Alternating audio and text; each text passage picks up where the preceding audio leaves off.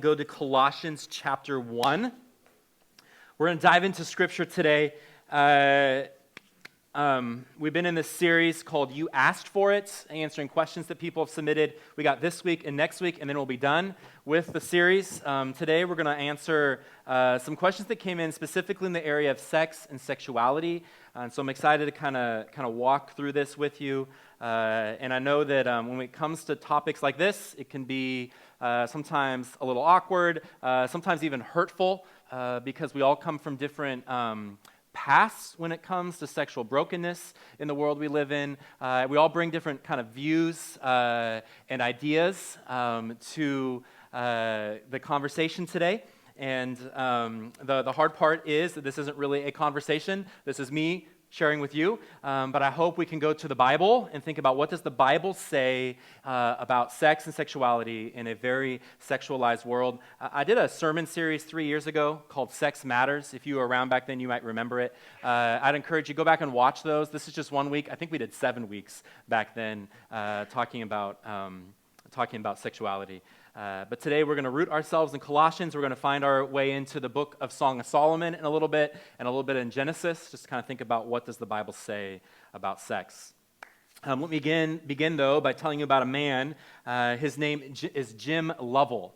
Maybe you've heard of him. He was an astronaut, the pilot of Apollo 13. That's what he was famous for, guiding Apollo 13 back to Earth after they had major malfunctions. But he tells a story from February of 1954. He was actually a Navy pilot, and he had taken off from an aircraft carrier just off the coast of Japan.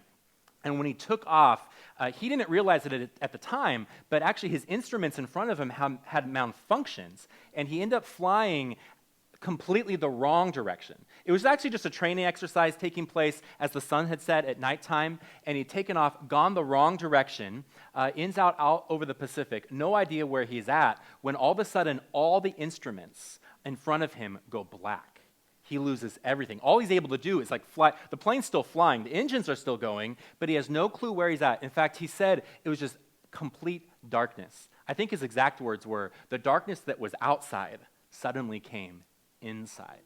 Just an incredible moment of terror. But then in that moment, actually, his training kicked in, and he looked down to the ocean. It was dark, right? Black, can't see anything, no stars out that night, cloud cover. But what he sees down at the ocean, actually, is this trail of glowing algae is actually what it is. And if he had been trained to look for this in a situation like this because the aircraft carrier in its propellers would actually kick up some of this algae, which would create actually a trail in the water glowing of where the ship would be. And so he begins to fly. He knew exactly what to do, flies all the way back and lands at the aircraft carrier. Everybody's safe. And I was thinking about that story because today what I want to do is think about a biblical Christian view of sex. And the reality is this. There is a lot of darkness and a lot of brokenness in the area of sex and sexuality. But what I hope to show you today is God has left a trail of light back to a place of safety, a place that is right. And so regardless of where we have found ourselves in the past, what I hope is to show you this is God's purpose and intent and design for sex. There is a path forward. And there are a lot of competing storylines today, voices of influence that have painted a picture of sex that may be right, it may be wrong, may be helpful, it may not be helpful, but we're going to go to the Bible and think about what the Bible has to say about sexuality. And really, this isn't a topic I think the church talks about enough. I've made it a point here to talk about it because I don't think the church should be silent on this because we live in a world that is really kind of a hypersexuality today in the world that we live in. There was a theologian, philosopher, his name was Karl Barth. He said this, and actually it was made popular by Billy Graham, but Karl Barth said this: "We must hold the Bible in one hand and the newspaper in the other." I've quoted him many times, that we ought to hold the Bible in one hand and the newspaper in the other, because our faith should not cause us to escape the world, but rather engage with the world. We should know what's going on in the culture around us. In fact, to rightly live out our faith, we ought to engage with the times and the culture that we live in. So we're going to go to the Bible in a moment. I've already said that many times. We're going to go there in a moment. Normally, we start with the Bible, and then we kind of share some stuff. What I want to start is with culture today. So I jotted down 3 things. You can write them down if you want. Just 3 things about the culture that we're living in today. So I want to kind of lay this out, and then we'll come back and say, what does the Bible speak into? What does it say into the current culture that we live in? So 3 things. Number 1, sex has been disconnected from childbearing. This is just the culture and society we live in. In the 1960s, birth control was approved of by the FDA, a pill that you could take. Did you know it actually wasn't until 1962 that the Supreme Court made it legal for a single person to take birth control? This is actually kind of crazy to me. My grandparents grew up in an era where it was illegal for a single person to have birth control. And for most of human history, it's not been possible to have sex without there being like long-term implications. We say things today like, I got pregnant on accident. We blame pregnancy actually on failed contraception, not on sex. This is a new kind of world that we're living in. And I'm not commenting on good or bad birth control. I just want us to all be on the same page because the sexual revolution of the 1920s and the 1960s have moved us from sex being primarily about procreation to primarily about self-gratification, about oneself. And then you add abortion into the mix, and sex has been disconnected from the act of having a child. Here's the second thing I want you to see. Sex has been disconnected from a committed marriage relationship. Today, sexual intimacy is oftentimes viewed as part of the dating process. One student told me this: I want to make sure we have sexual chemistry and compatibility before we ever think of getting married. And this is a change of thinking and process that even while I'm dating, I ought to see if we'll be sexually compatible, because I don't want to spend my whole life in a relationship where that isn't true. Someone else might say, I'm just practicing, gaining experience for future relationships. This is the storyline. These are the voices that are being speaked into, as I talked about last week, the next generation and how we ought to interact with the world. And I was thinking about today's hookup culture on college campuses or with single young adults. The American Psychological Association described hookup culture this way: hookups are becoming more ingrained in popular culture. Hookup activities may include a wide range of sexual behaviors. However, these encounters often transpire without any promise of or desire for a more traditional romantic relationship.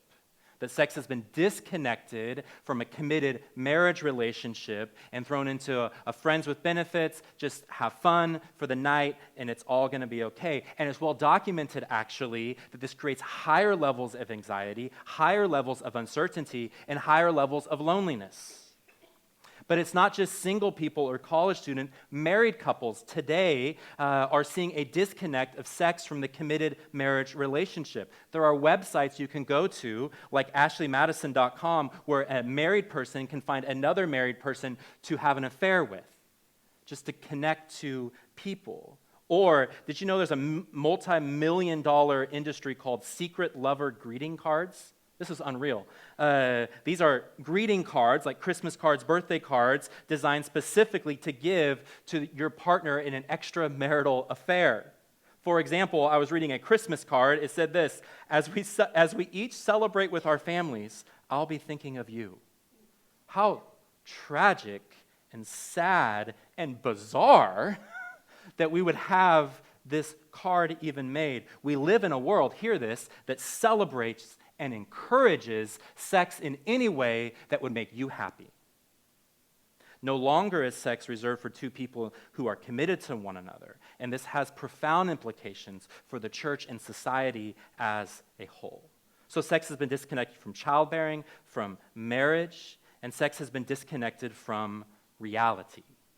Number 3, entertainment has painted for us a false understanding of sex. And I'm not just speaking of pornography.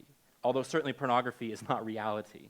The ability to pick body type, hair color, and sexual act at a click of a button will have profound implications on your marriage. From TV to radio, music, and movies, all of it is not painting for us an accurate picture of what sex is, especially sex within marriage. And so what can happen actually is two people, godly people, who want to do things right in marriage will end up with a faulty understanding, disconnected from reality view of sex, and it leads to hurts, confusion, and conflict.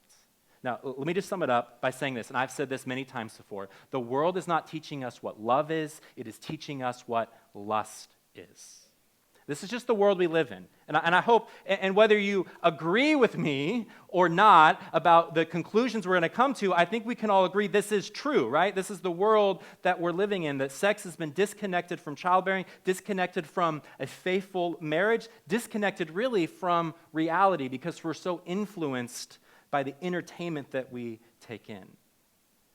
To use biblical terminology, the world is discipling us towards a wrong understanding of sex. This is the world we live in. So now, how are we to respond?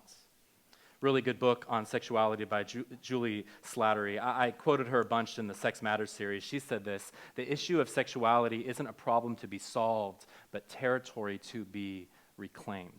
And I love that line because it is God we're about to see who created sex, that God is the one who invented it for humanity. And so the church doesn't have to approach sexuality as a problem to be solved, but simply as territory to be reclaimed and to say this is how God designed it. And here's what's happened, though. Our culture has captured our attention and defined for us what sex is. And the church oftentimes seems out of touch with reality. Too often, our only response to our current climate of society is actually a list of don'ts. This is the church culture that I grew up in when it came to sex and sexuality. Don't do this, don't do this, don't do this, don't do this. When the reality is, the Bible has a lot to say about the celebration and the joy that comes from sex. Sex is a good thing, but we oftentimes end up teaching something like sex is dirty, sex is gross, sex is disgusting, so save it for your husband, right? Like that's what we end up teaching or what gets communicated through the church. And so I want to challenge us this morning, no matter where we come from, because I know that we're going to have many different viewpoints. Will you go with me to Scripture today and let the Bible inform our understanding of what sex is? And at the end, you can come to a conclusion. Is the Bible true? Is it not? What it might mean for your life, what it might not mean for your life. But let's reclaim some territory today. Colossians chapter 1, let's begin here. This, at first glance, you may say, does not seem like a passage you would use when you talk about sex, but I'll show you. Verse 15, it says this: He is the image of the invisible God, the firstborn of all of creation. This is speaking of Jesus. Jesus is the image of the invisible God. We would say God incarnate, that we see physically something of who God is by looking at Jesus. For by him, that's Jesus, all things were created in heaven and on earth, visible and invisible, whether thrones or dominions or rulers or authorities, all things were created through him and for him. So by the means of Jesus, we're told, God creates everything. Everything that is first visible. The stars that dot the sky, the oceans that roar in a storm, from the highest mountain peak to the smallest worker ant, God created it all. But he also created what is invisible, like gravity, physics, emotions. God created it. And God also created sex. He created sexuality. I have two kind of big points for you. We'll have a lot of other stuff I'm going to throw on the screen for you, but if you only wanted to write down two things, this is really simple. Here's the first. God created everything, including sex. This is what we learn in Colossians chapter 1. God created everything, including sex. And what we believe about sex begins really with what you believe about God. Did God really create it? Is he really the author of it? Do you really believe that he designed sex? It was his idea. It's not dirty. It's not inappropriate. It's not like God looked down from heaven at Adam and Eve and was like, whoa, look what they figured out how to do. Cover your eyes. I say this because in order for us to get a right understanding of sex, we're going to have a biblical understanding of sex and see what God says about sexuality. So let's go to Genesis, and then we're going to go to Song of Solomon, and we're going to look at a wedding and a wedding night. Genesis chapter 1, beginning of creation, it says this, Genesis chapter 1, verse 28. And God blessed them. This is Adam and Eve. They've been created. And God said to them, here's a command, be fruitful and multiply and fill the earth and subdue it, and have dominion over the fish of the sea and over the birds of the heavens and over every living thing that moves on the earth. At the very beginning, this is Genesis chapter 1, verse 28, the very first command in all the Bible is actually one of sex. Be fruitful and multiply and fill the earth.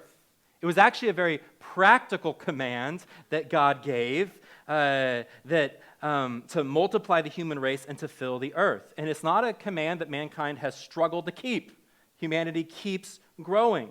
But actually what's interesting is in the following chapter, in Genesis chapter 2, we see that sex was designed to be between a husband and wife in the context of marriage. Look at chapter 2, verse 24. It says this, therefore man shall leave his father and his mother and hold fast to his wife, and the two shall become, here it is, one flesh. The Hebrew word akad bashar, one flesh.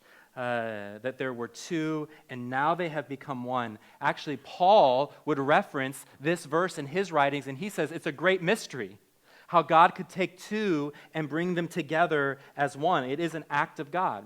One commentator said Adam and Eve are fused together at the deepest levels. This is the becoming one. Pastor Matt Chandler in Texas, he said that this becoming one is the mingling of souls. It's the mingling of souls. Let me add another point for you here. Sex is a command to multiply. We saw that in Genesis 1, but it also finds its home in the intimacy of marriage. This becoming of one flesh is a union of man and woman at all levels. It's easy to read it just as sexual, but it's not just physical. It's emotional. It's spiritual. It's a deep bond that takes place in marriage, and it goes beyond just the physical act of sex. This is why if a married couple stops by the office, which happens, and says, man, we're really just struggling with sexual intimacy, what might the Bible say? I would always challenge people in this way, that I would ask them, what are you doing to stir a connection emotionally and spiritually? Because if we think that we can have sexual intimacy without intimacy in all other ways that God has created us as humans to connect with one another, we're wrong. Which is also why I continually counsel like young college students or young single adults who are dating, and they say something like, man, we really want to honor God with purity in our lives. What can we do? And I'll say this, make sure that as you grow in emotional connectivity or mental, spiritual, that it doesn't outpace your physical closeness. Because God designed us to get closer and closer in all these areas. And it comes to points where sex is good, but it is good in marriage. So sex is a command to multiply, and it finds its home in the intimacy of marriage. Let me add another layer here. Sex is to be enjoyed in marriage. If you have your Bible, flip over Song of Solomon. I have never in 17 years preached out of Song of Solomon. We might have to do a sermon series someday out of this passage. In fact, I read one pastor, he did 14 weeks out of Song of Solomon. I don't know how you do that. Song of Solomon is a song, actually the only recorded song we have is Solomon, a wise man. He wrote a lot of different stuff, but this is a song, a poem that he wrote, and it's describing the relationship between him, the groom, and his, well, it starts out as a fiance, becomes a wife, and celebrates the romantic love they have with one another. There's also, when you read through it, you'll see there are friends. My Bible says others who chime in as this goes on. It's a great book to go read through. It's a little bit edgy. For example, in Jewish culture, still to this day, a Jewish man is not allowed to read Song of Solomon until he's 30 years old, because it's just too over the top to be read. I don't believe that, so we're pressing into it today.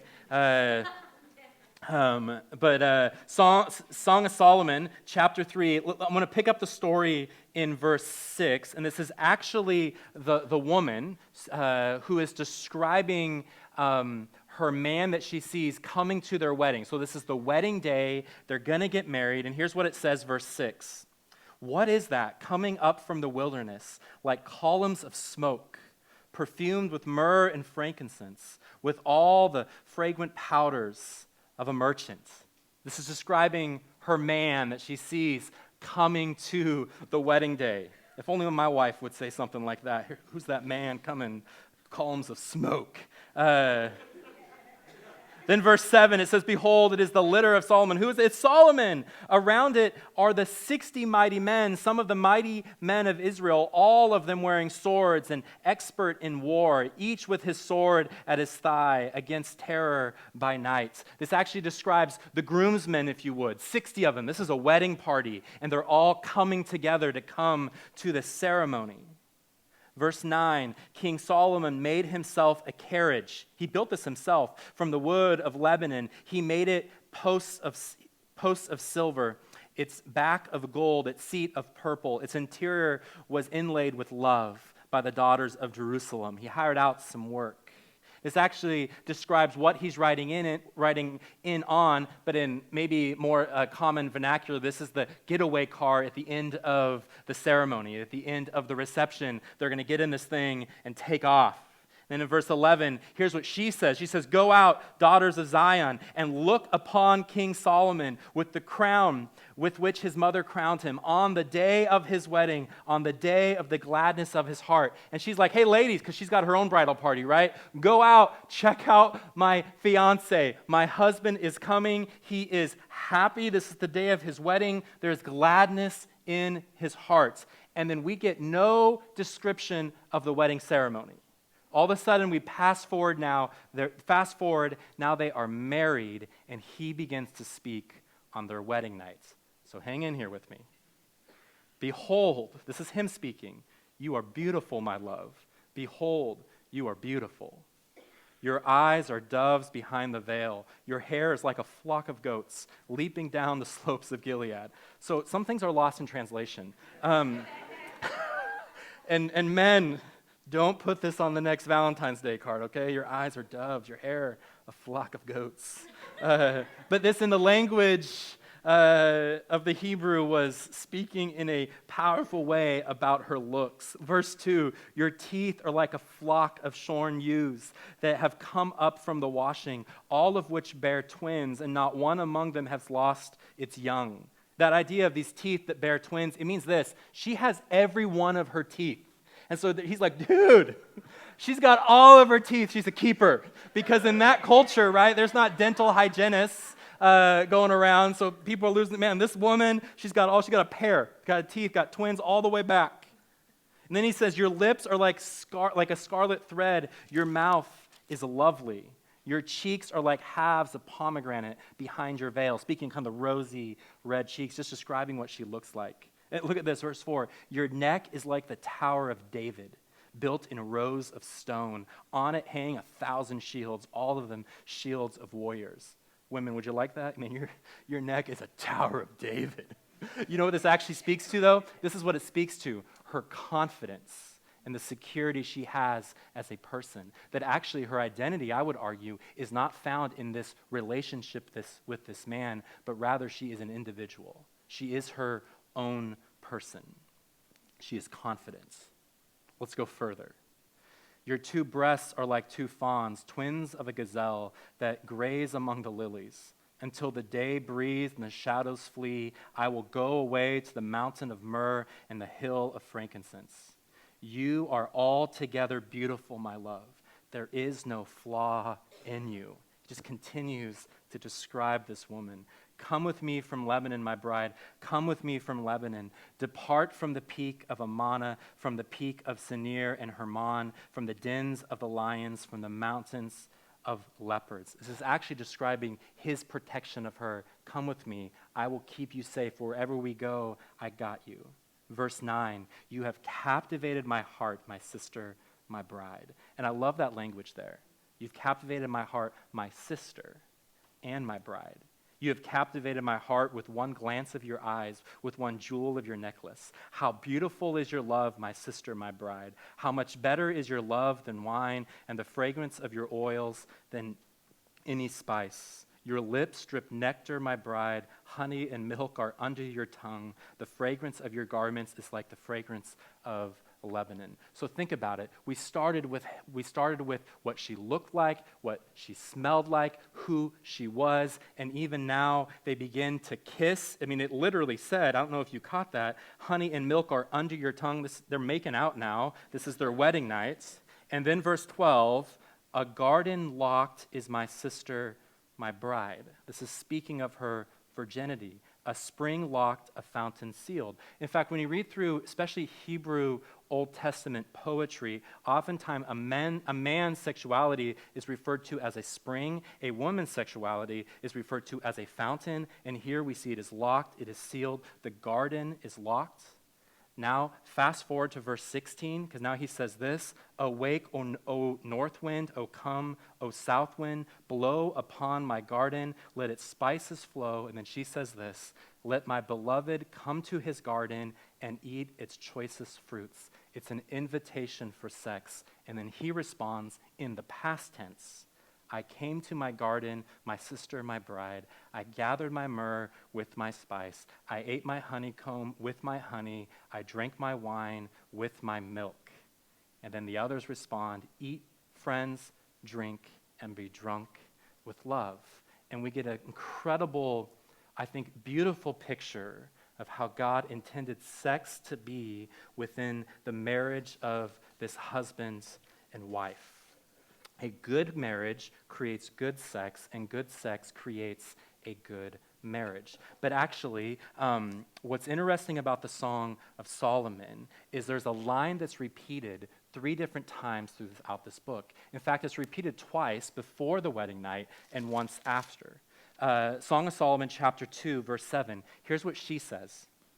She says, I adjure you. It's really like, man, I implore you, listen up to me, O daughters of Jerusalem, by the gazelles and the does of the field.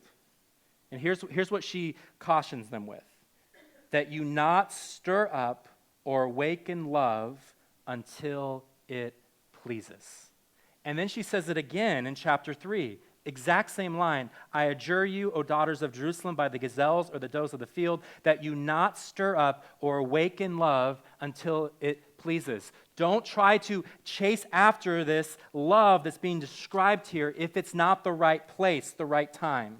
And then again it happens, chapter 8, verse 4, but this time he gets rid of those does. I adjure you, O daughters of Jerusalem, that you not stir up or awaken love until it pleases. And as we read Song of Solomon, we see a celebration, I hope you do, of love in marriage, of physical pleasure in marriage, but we also see is a caution against seeking that physical relationship outside of God's intended design. And this is so much different than the message that we hear in the world. The world says, anytime, any place, any person, whatever you desire, just go fulfill it. But God is saying, no, no, no, no. Do it in my timing, in the place that I have ordained, with the person that I have given you, in the covenant of a marriage relationship.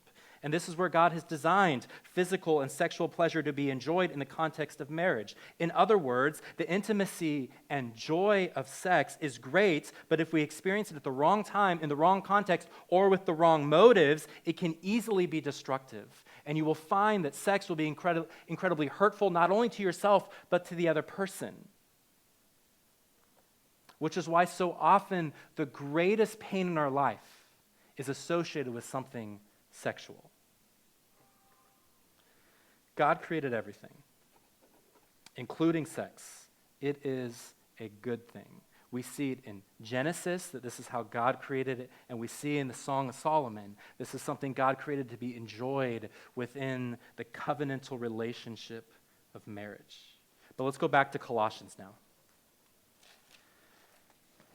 We got to finish out our Colossians passage. Here's what it says, verse 17. So he just finished saying he created all things. All things were created through him and for him. Verse 17. And he is before all things. This is Jesus. He's before all things. And in him all things hold together. Verse 18. And he is the head of the body of the church. He is the beginning, the firstborn from the dead. For in everything he might be, look at this word, preeminent. Underline that one. Highlight it. Circle it. In everything he is to be preeminent. Preeminent means foundational, the center of. Some translations say in everything he might be first. Okay, so God created everything, including sex. Let me give you a second one. God is first in everything, including sex.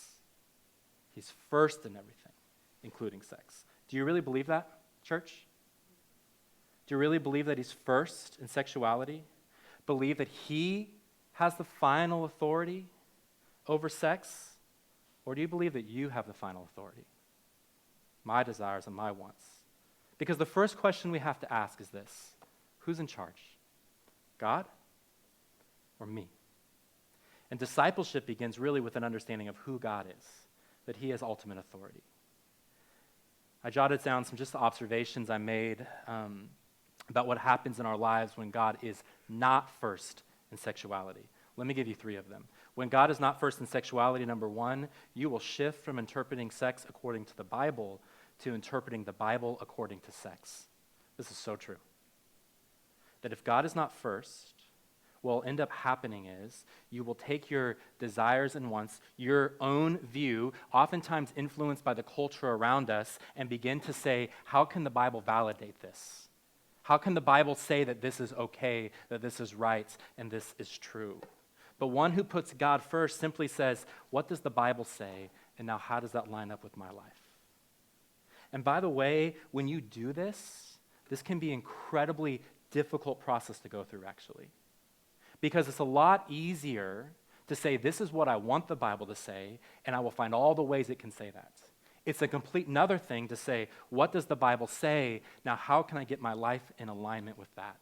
Because it might mean real changes, and it might mean real hurts that God begins to stir in our hearts as we wrestle through, what does the Bible say? But you can run all day, and you can run your own direction all day away from the truth, but it will not change. God is the one who created everything, and he is first in all things.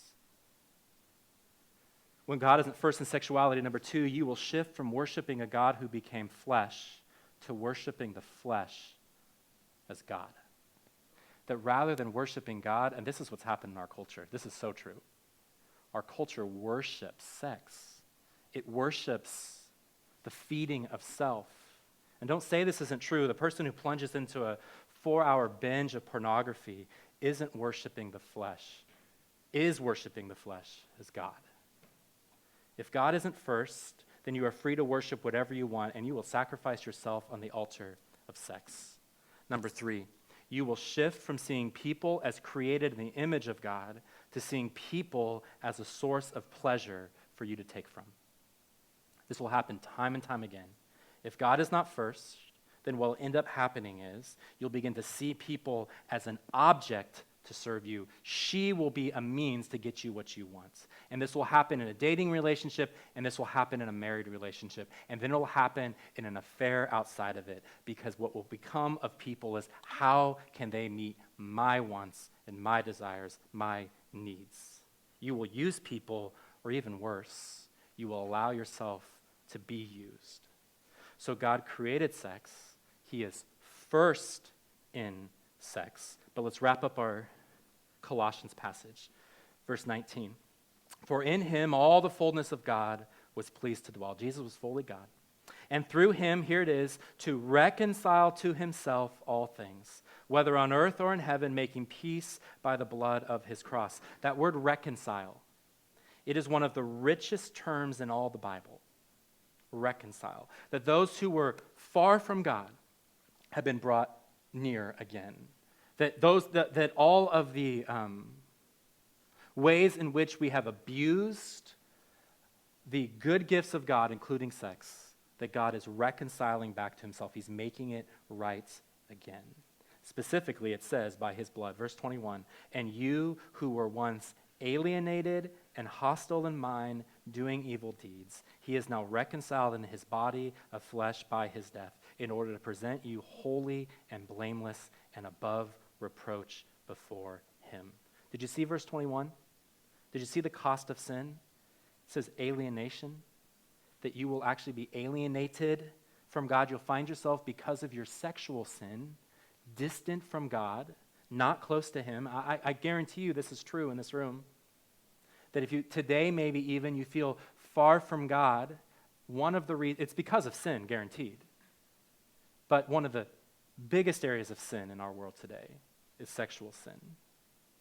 And it comes from a hostile mind. God, I'm not going to put you first. I'm going to run my own way and do evil deeds. And these are the results. But the beauty of reconciliation is, because of his death, he now presents you as holy, blameless, and above reproach before him, before God. God doesn't see the dirt. He sees you as blameless. So I want you to hear this. Because as we think through this, what does God say about sex? What does he say about sexuality? And we begin to look at the life we have lived, and we all come today with these pasts, and we can begin to feel maybe even a heavy load on our shoulders. I want you to hear this. God, what God isn't holding against you, you don't need to keep beating yourself up for. And that's what this verse is saying, that if you have been reconciled, if you believe he died on the cross for your sin, then hear this. God sees you as holy. He sees you as blameless. He sees you as above reproach.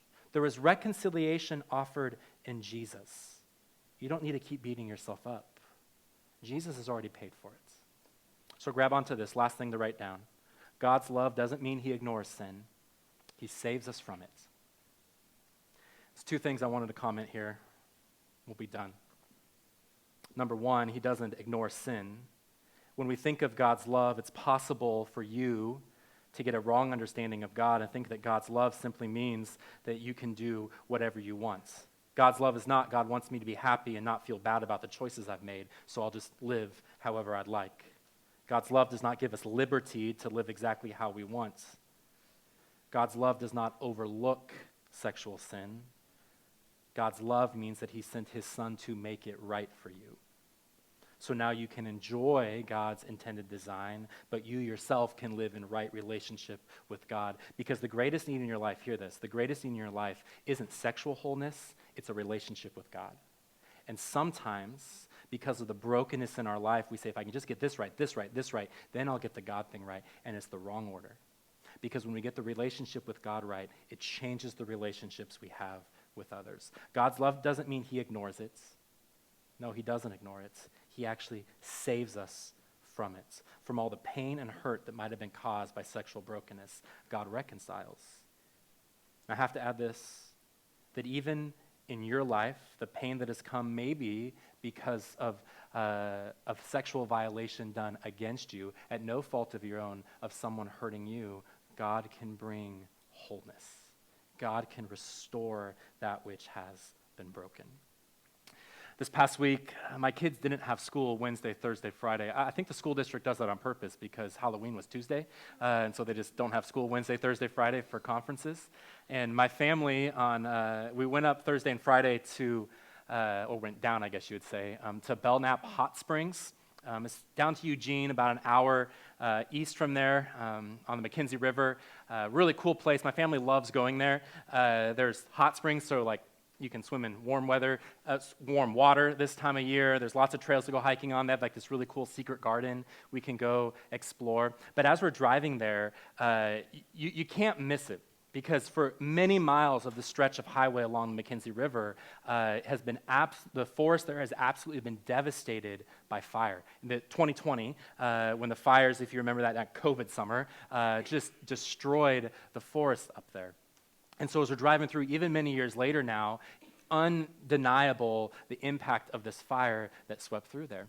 And so we get to our campsite there, we're camping, and finally stopped raining. My wife built this campfire, and there's kind of this ring of rocks there where you build the campfire in, and we're sitting around there. And the fire was like super hot, awesome. And I was just thinking in my head about kind of the dichotomy of things here. We got this fire that is going right here in this fire pit. It's in a right place, in the good place, and we're all enjoying it, right? But the same fire, if taken from the place where it should be, absolute destruction on everything around it. Same fire, but different results. And the same is true with sex. It's a powerful and good gift that God has given us, and when it falls into the place where God has created, it's a beautiful thing. But when it ends up in the wrong place, it brings a lot of destruction. But here's a beautiful thing, actually. As we were driving home on Friday afternoon, I was looking out, and you can begin to see the new growth coming up in the forest there. Where there was death, there's now new growth. And that's what Colossians is saying, actually. That even where there has been absolute destruction in our lives, there can be new growth. There can be reconciliation with God and with others. And we can choose to live rightly. So would you, my challenge for you is this, would you say, God, you are first in sexuality, and see what begins to change in your life and your relationship? God, I'm going to make you first. Let me pray. God, thank you for this church. Thank you for difficult topics, God, that we get to talk about as a church and work through. And I pray over us from a variety of different contexts, from those who aren't married to those who are married, to widows in this room that stretch a large range of positions in life and stages in life. God, I pray that you would, though, challenge us in the culture we live in to run to your word first and make you first in the area of sex. There are so many voices saying so many things, and I pray that we would cling to your word today. And I pray, God, that in those areas where we need to be challenged, God, would you convict and challenge us? We don't want to run from that. But also, God, would we find hope and peace and reconciliation in your Son, knowing that your love does not ignore sin, rather it saves us from it. And so, God, I pray that you would save today and that you would restore us and you would show us a hope for the future. Thank you, God, that you're a good God who gives us good gifts. I pray that we would not abuse it. Praise in your name. Amen.